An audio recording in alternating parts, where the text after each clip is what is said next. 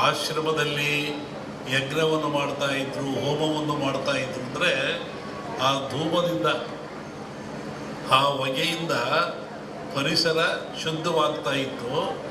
ಮತ್ತೊಂದು ಒಳ್ಳೆಯ ಮಳೆ ಬೆಳೆಗಳು ಬರ್ತಾಯಿತ್ತು. ಕ್ರೂರವಾದ ಪ್ರಾಣಿಗಳು, ಕಾಡಿನಾಗ ಯಾರು ಇರ್ತಾರೆ, ಕ್ರೂರವಾದ ಪ್ರಾಣಿಗಳಿರ್ತವೆ. ಆ ಪ್ರಾಣಿಗಳು ಸಹಿತ ಮನುಷ್ಯನನ್ನು ಹಿಂಸೆ ಮಾಡಲ್ಲ. ಈ ಯಜ್ಞ ಮಾಡೋದ್ರಿಂದ, ಹೋಮ ಮಾಡೋದ್ರಿಂದ, ಆ ಬಂದ ಧೂಮದಿಂದ ಮನಸ್ಸು ಪರಿವರ್ತನೆಯಾಗಿ ಶಾಂತ ಸ್ವಭಾವಕ್ಕೆ ಬರ್ತವೆ. ಆವಾಗ ಮನುಷ್ಯರೊಂದಿಗೆ ಅವು ಸ್ನೇಹಿಗಳಾಗ್ತವೆ. ಅನೇಕ ಕಥೆಗಳನ್ನು ಕೇಳಿದ್ದೀವಿ. ಸ್ವಾಮಿಗಳಿದ್ದರು, ಅಲ್ಲಿ ಹುಲಿ ಬರ್ತಾಯಿತ್ತು, ಸಿಂಹ ಬರ್ತಾಯಿತ್ತು, ಹುಲಿ ಮೇಲೆ ಸ್ವಾಮಿಗಳು ಹೋಗ್ತಾಯಿದ್ರು.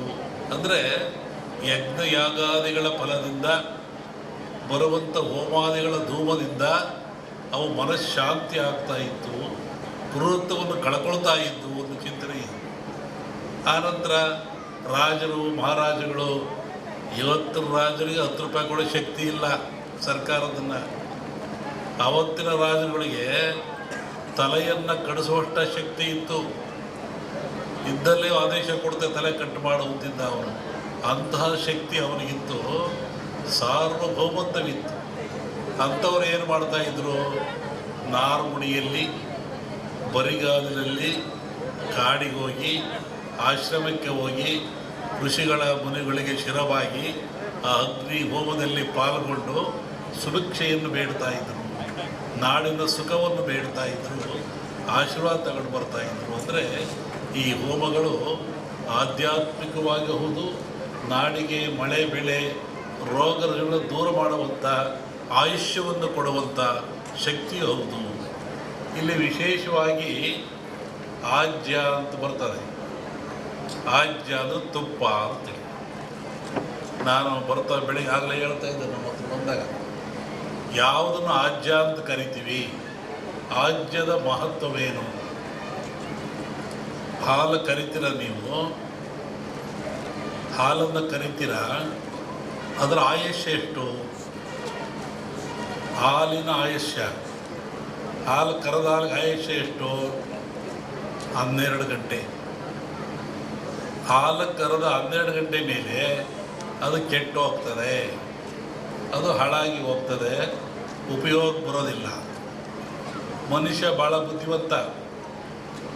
ಈ ಹಾಲನ್ನು ಕೆಡದಂಗೆ ಇಟ್ಕೊಂಡು ನಾನು ಉಪಯೋಗ ಮಾಡಬೇಕು ಅಂತಾನೆ. ಅವನೇನು ಮಾಡ್ತಾನೆ, ನೀವೇನು ಮಾಡ್ತೀರಿ? ಬೆಂಕಿ ಹಾಕ್ತೀರಾ, ಅಂದರೆ ಹಾಲನ್ನು ಕಾಸ್ತೀರಾ. ಹಾಲನ್ನು ಕಾಸ್ತೀರಾ, ಕೆಂಪು ಕಾದ ಮೇಲೆ ಆರಿಸಿ ಅದಕ್ಕೆ ಹೆಪ್ಪು ಹಾಕ್ತೀರಾ, ಹುಳಿ ಹಾಕ್ತೀರಾ. ಅದೇನಾಯಿತು? ಮೊಸರಾಯಿತು. ಹಾಲಿನ ಆಯುಷ್ಯು 12 ಗಂಟೆ, ಮೊಸರಾದ ಕೂಡಲೇ 24 ಗಂಟೆ. ಯಾತ್ರಿಂದ ಆಯಿತು? ಬೆಂಕಿಯ ಸಂಸ್ಕಾರದಿಂದ ಹಾಲು ಹೆಪ್ಪಾಗಿ ಮೊಸರಾಯಿತು. ಮೊಸರು 24 ಗಂಟೆ ಇರ್ತದೆ. ಹತ್ತೇನಾಯಿತು? ಅದಕ್ಕೆ ಮಂಥನ ಮಾಡಿದ ಮನುಷ್ಯ, ಕಡದ, ಅದಕ್ಕೆ ಚಲೆಯನ್ನು ಕೊಟ್ಟ. ಆವಾಗ ಬೆಣ್ಣೆ ಆಯಿತು, ಮಜ್ಜಿಗೆ ಆಯಿತು. ಬೆಣ್ಣೆ ಆಯುಸ್ಸೆಷ್ಟು? ಮಜ್ಜಿಗೆ ಆಯುಸ್ಸೆಷ್ಟು? ಮಜ್ಜಿಗೆ ಆಯಸ್ಸು 2 ದಿನ. ಒಂದಿನ ಸಿಹಿ ಮಜ್ಜಿಗೆ ಅಂತಾರೆ, 2ನೇ ದಿನ ಹುಳಿ ಮಜ್ಜಿಗೆ ಅಂತಾರೆ. ಹುಳಿ ಮಜ್ಜಿಗೆಯನ್ನು ಅನೇಕ ರೀತಿಯ ಕಾಯಿಲೆಗಳು ಉಪಯೋಗ ಮಾಡ್ತಾರೆ, ಪ್ರಾಣಿಗಳಿಗೆ ಎಲ್ಲರೂ. ಈ ಬೆಣ್ಣೆ ಆಯುಸ್ಸೆಷ್ಟು? ಈ ಬೆಣ್ಣೆ ಆಯುಸ್ಸು 1 ವಾರ. ಇದನ್ನು ನವನೀತ ಅಂತ ಕರೀತಾರೆ. 9 ಕಾಯಿಲೆಗಳನ್ನು ಹುಷಾರು ಮಾಡತಕ್ಕಂಥ ಶಕ್ತಿ ಇದು ಬೆನ್ನೆ ಇರ್ತದೆ.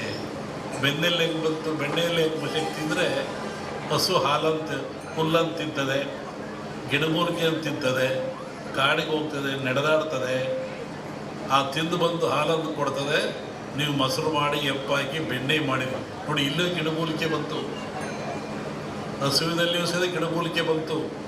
ಆ ಹುಲ್ಲನ್ನು ತಿನ್ನುವುದರಿಂದ ಅದು ಬೆಣ್ಣೆ ಹಾಲು ಪರಿವರ್ತನೆ ಆಯಿತು. ಈ ಬೆಣ್ಣೆ 1 ವಾರ ಆದಮೇಲೆ ಮತ್ತೇನು ಮಾಡ್ತಾನೆ ಮನುಷ್ಯ?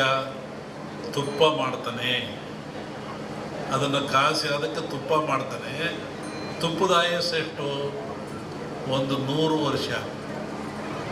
ನೋಡಿ, 12 ಗಂಟೆ ಹಾಲು ಸಂಸ್ಕಾರದಿಂದ ಏನಾಯಿತು? ತುಪ್ಪು ಆಯಿತು. ಅದರ ಆಯುಷ್ಯು 100 ವರ್ಷ. ಕ್ರೂರವಾದ ಪ್ರಾಣಿಗಳಿರ್ತವೆ. ಆ ಪ್ರಾಣಿಗಳು ಸಹಿತ ಮನುಷ್ಯನನ್ನು ಹಿಂಸೆ ಮಾಡಲ್ಲ. ಈ ಯಜ್ಞ ಮಾಡೋದ್ರಿಂದ, ಹೋಮ ಮಾಡೋದ್ರಿಂದ, ಆ ಬಂದ ಧೂಮದಿಂದ ಮನಸ್ಸು ಪರಿವರ್ತನೆಯಾಗಿ ಶಾಂತ ಸ್ವಭಾವಕ್ಕೆ ಬರ್ತವೆ. ಆವಾಗ ಮನುಷ್ಯರೊಂದಿಗೆ ಅವು ಸ್ನೇಹಿಗಳಾಗ್ತವೆ. ಅನೇಕ ಕಥೆಗಳನ್ನು ಕೇಳಿದ್ದೀವಿ. ಸ್ವಾಮಿಗಳಿದ್ದರು, ಅಲ್ಲಿ ಹುಲಿ ಬರ್ತಾ ಇತ್ತು, ಸಿಂಹ ಬರ್ತಾ ಇತ್ತು, ಹುಲಿ ಮೇಲೆ ಸ್ವಾಮಿಗಳು ಹೋಗ್ತಾ ಇದ್ರು. ಅಂದರೆ ಯಜ್ಞ ಯಾಗಾದಿಗಳ ಫಲದಿಂದ ಬರುವಂಥ ಹೋಮಾದಿಗಳ ಧೂಮದಿಂದ ಅವು ಮನಃಶಾಂತಿ ಆಗ್ತಾ ಇತ್ತು, ಕ್ರೂರತ್ವವನ್ನು ಕಳ್ಕೊಳ್ತಾ ಇದ್ದು ಒಂದು ಚಿಂತನೆ ಇದೆ. ಆನಂತರ ರಾಜರು ಮಹಾರಾಜಗಳು, ಇವತ್ತಿನ ರಾಜರಿಗೆ 10 ರೂಪಾಯಿ ಕೊಡೋ ಶಕ್ತಿ ಇಲ್ಲ ಸರ್ಕಾರದನ್ನು. ಆವತ್ತಿನ ರಾಜರುಗಳಿಗೆ ತಲೆಯನ್ನು ಕಡಿಸುವಷ್ಟ ಶಕ್ತಿ ಇತ್ತು. ಇದ್ದಲ್ಲೇ ಆದೇಶ ಕೊಡ್ತೆ ತಲೆ ಕಟ್ಟು ಮಾಡುವಂತಿದ್ದ ಅವನು. ಅಂತಹ ಶಕ್ತಿ ಅವನಿಗಿತ್ತು, ಸಾರ್ವಭೌಮತ್ವವಿತ್ತು. ಅಂಥವ್ರು ಏನು ಮಾಡ್ತಾಯಿದ್ರು? ನಾರುಮುಡಿಯಲ್ಲಿ, ಬರಿಗಾಲಿನಲ್ಲಿ ಕಾಡಿಗೆ ಹೋಗಿ, ಆಶ್ರಮಕ್ಕೆ ಹೋಗಿ, ಋಷಿಗಳ ಮುನಿಗಳಿಗೆ ಶಿರವಾಗಿ ಆ ಅಗ್ನಿ ಹೋಮದಲ್ಲಿ ಪಾಲ್ಗೊಂಡು ಸುಭಿಕ್ಷೆಯನ್ನು ಬೇಡ್ತಾ ಇದ್ದರು, ನಾಡಿನ ಸುಖವನ್ನು ಬೇಡ್ತಾ ಇದ್ದರು, ಆಶೀರ್ವಾದ ತಗೊಂಡು ಬರ್ತಾಯಿದ್ರು. ಅಂದರೆ ಈ ಹೋಮಗಳು ಆಧ್ಯಾತ್ಮಿಕವಾಗಿ ಹೌದು, ನಾಡಿಗೆ ಮಳೆ ಬೆಳೆ ರೋಗಗಳನ್ನು ದೂರ ಮಾಡುವಂಥ, ಆಯುಷ್ಯವನ್ನು ಕೊಡುವಂಥ ಶಕ್ತಿ ಹೌದು. ಇಲ್ಲಿ ವಿಶೇಷವಾಗಿ ಆಜ್ಯ ಅಂತ ಬರ್ತದೆ. ಆಜ್ಯ ಅಂದರೆ ತುಪ್ಪ ಅಂತೇಳಿ. ನಾನು ಬರ್ತಾ ಬೆಳಿಗ್ಗೆ ಆಗಲೇ ಹೇಳ್ತಾ ಇದ್ದೆ, ನಮ್ಮ ಹತ್ರ ಬಂದಾಗ ಯಾವುದನ್ನು ಆಜ್ಯ ಅಂತ ಕರಿತೀವಿ, ಆಜ್ಯದ ಮಹತ್ವವೇನು?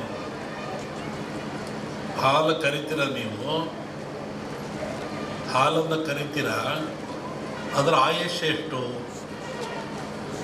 ಹಾಲಿನ ಆಯುಷ್ಯ, ಹಾಲು ಕರೆದ ಹಾಲಿಗೆ ಆಯುಷ್ಯ ಎಷ್ಟು? 12 ಗಂಟೆ. ಹಾಲು ಕರೆದ 12 ಗಂಟೆ ಮೇಲೆ ಅದು ಕೆಟ್ಟು ಹೋಗ್ತದೆ, ಅದು ಹಾಳಾಗಿ ಹೋಗ್ತದೆ, ಉಪಯೋಗ ಬರೋದಿಲ್ಲ. ಮನುಷ್ಯ ಭಾಳ ಬುದ್ಧಿವಂತ.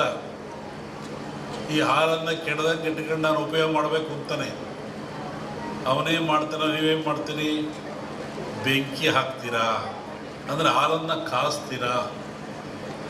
ಹಾಲನ್ನು ಕಾಸ್ತೀರಾ, ಕೆಂಪು ಕಾದ ಮೇಲೆ ಆರಿಸಿ ಅದಕ್ಕೆ ಹೆಪ್ಪು ಹಾಕ್ತೀರಾ, ಹುಳಿ ಹಾಕ್ತೀರಾ.